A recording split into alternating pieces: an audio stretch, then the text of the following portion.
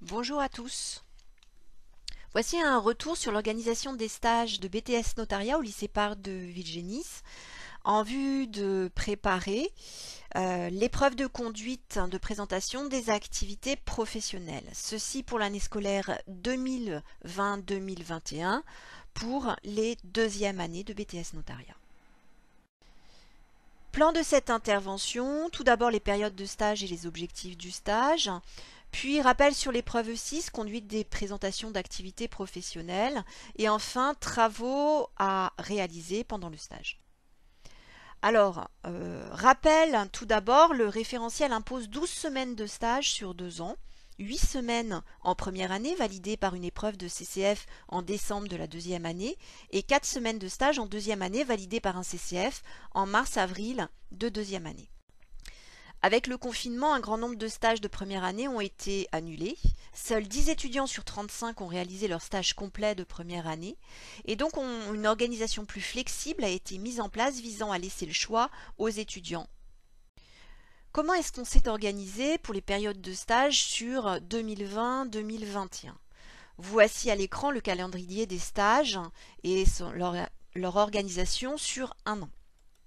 Tout d'abord, on a mis en place des stages tous les mercredis, filés sur toute l'année de septembre à avril 2021. Enfin, ensuite, des stages pendant toutes les vacances. Vacances de Toussaint, vacances de février et même vacances de Pâques. On a organisé un long stage de 8 semaines en janvier-février entre les vacances scolaires de Noël et les vacances scolaires de février, et intégrant même ces vacances. Donc chaque étudiant a donc eu le choix sur notre année scolaire 2020-2021 de réaliser ces 12 semaines de stage, les 12 semaines de stage requises normalement pour l'examen. Donc plus que les 4 semaines minimum proposées par le ministère. Et ces périodes de stage ont été connues par les étudiants, ont été annoncées aux étudiants dès le 25 mai 2020, donc dès le 25 mai dernier. Les objectifs des stages étaient les suivants: mettre en pratique les compétences acquises en technique notariale et en droit, préparer 3 activités en droit de l'immobilier et 3 activités en droit de la famille ou autres thèmes en droit des sociétés par exemple ou en droit rural, à soutenir en CCF. Donc à soutenir en examen à l'oral.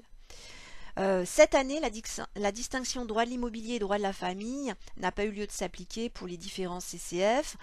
On a en fait accepté qu'au CCF1, des étudiants présentent du droit de l'immobilier ou du droit de la famille en fonction de ce qu'ils avaient pu faire pendant leur stage en office notarial. Rappel maintenant sur cette épreuve E6, conduite et présentation d'activités professionnelles. Donc c'est une épreuve en contrôle en cours de formation qu'on appelle CCF avec un coefficient 3.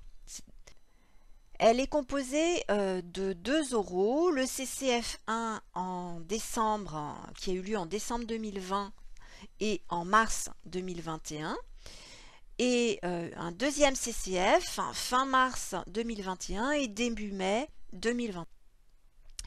Comment se déroulent ces 2 épreuves? Ce sont 2 épreuves orales de 20 minutes, mais qui se décomposent différemment avec, pour nous, cette année, un jury différent.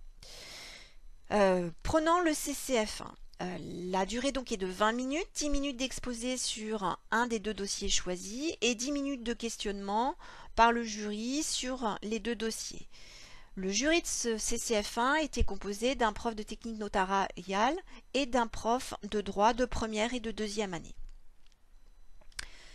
En CCF2, le fonctionnement est légèrement différent. L'épreuve reste de 20 minutes, mais nous avons 8 minutes d'exposé sur un des 2 dossiers choisis et 12 minutes de questionnement sur les 2 dossiers. Le jury était composé cette année d'un prof de technique notariale ou de droit connu des étudiants ayant eu les étudiants cette année et d'un notaire choisi parmi nos partenaires. Merci aux notaires.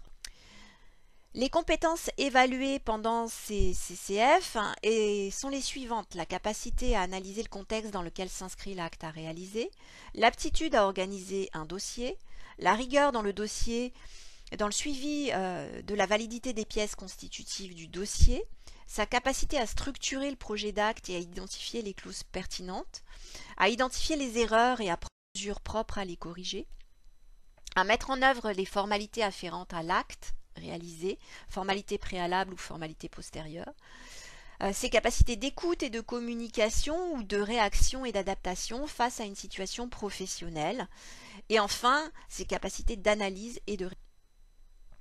Pendant le stage, nous avons demandé aux étudiants de réaliser différents travaux.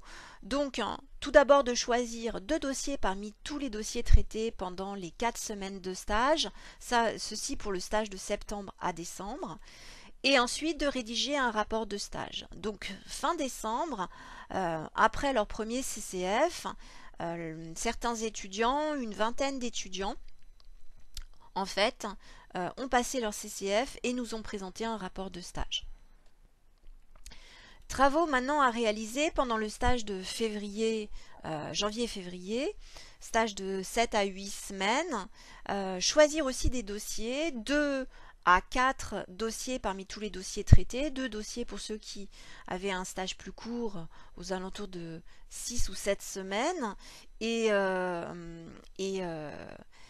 puis, pour ceux qui avaient un stage plus long de 8 semaines, 4 dossiers traités.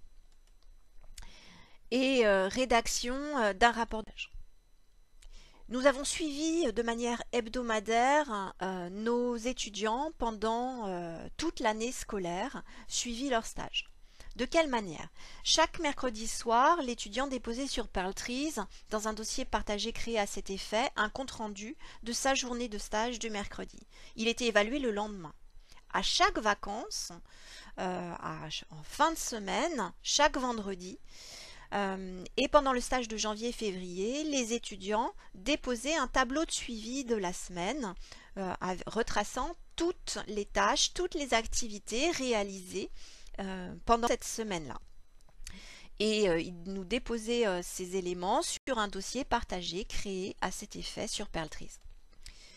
Ce suivi a donné lieu à une évaluation en APA et leur a permis de construire leur rapport. Alors maintenant, comment étaient composés les dossiers à présenter à l'examen?